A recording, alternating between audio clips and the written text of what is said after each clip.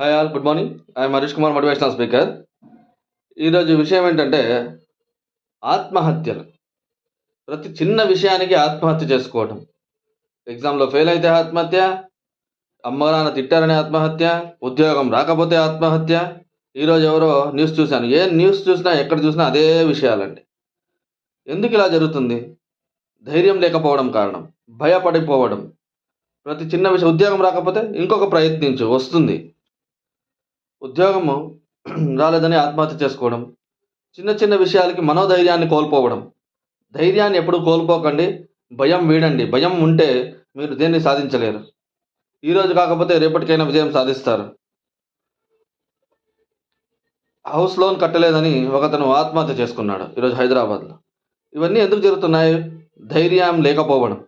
ధైర్యంగా ఫేస్ చేయండి, భయాన్ని వీడండి. భయం వీడితేనే జయం మిత్రమా, గుర్తుపెట్టుకోండి.